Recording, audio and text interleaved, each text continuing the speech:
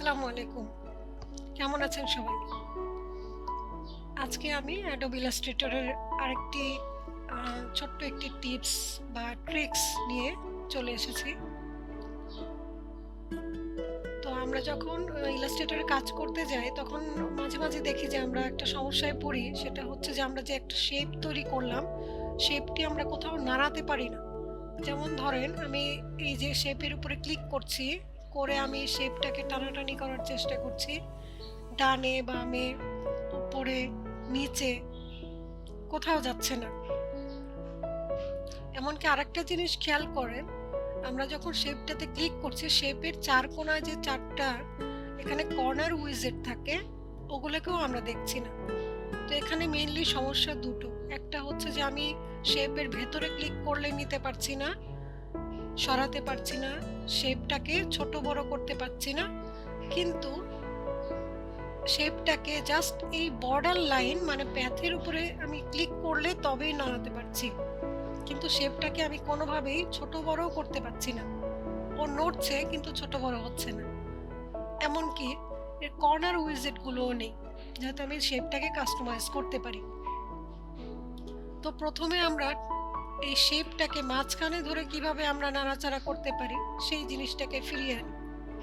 এর জন্য আমাদেরকে যেতে হবে এডিটে, এডিট থেকে প্রেফারেন্সে গিয়ে এখানে দেখবেন সিলেকশন অ্যান্ড অ্যাঙ্কর ডিসপ্লে, এটাতে ক্লিক করতে পারেন। করলে এরকম একটা বক্স আসবে। আবার আপনি যদি এডিট প্রেফারেন্সে গিয়ে জেনারেলে ক্লিক করেন, জেনারেলের এই যে সেকেন্ড অপশনটাতেও আপনি একই জিনিস পাবেন। তো আপনার এখানে যখন এই বক্সটা চলে আসলো, তখন আপনি এখানে খেয়াল করবেন object selection by path only.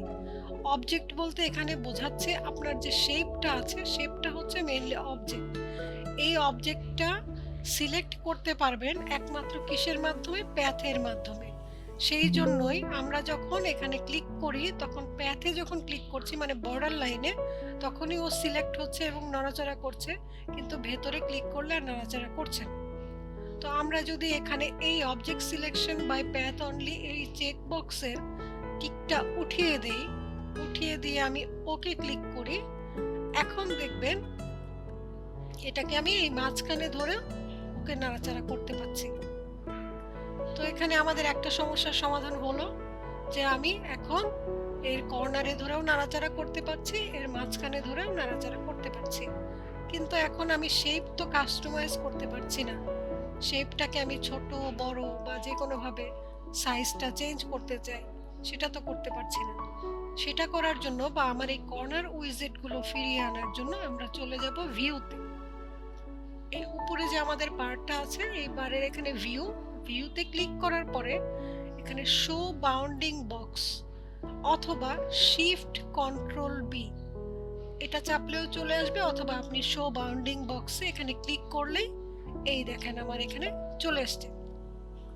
এখন আমরা এখানে ধরে এটাকে বড় ছোট করতে পারি, যে কোনো সাইডে বড় ছোট করতে পারবো। এই কর্নার উইজেট গুলো আমাদের ধরে যেরকম শেপ আমরা কাস্টমাইজ করতে পারি, কর্নার রাউন্ড করতে পারি, হ্যাঁ, এগুলো সব আমরা করতে পারছি। তো কেমন লাগলো আজকের ভিডিওটি যদি ভালো লাগে কমেন্ট করে জানাবেন। আর আমি মাঝে মাঝেই চলে আসবো আপনাদের জন্য এরকম ছোট ছোট সমস্যা সমাধানের টিপসগুলো নিয়ে। সবাই ভালো থাকবেন, সুস্থ থাকবেন। আসসালামু আলাইকুম।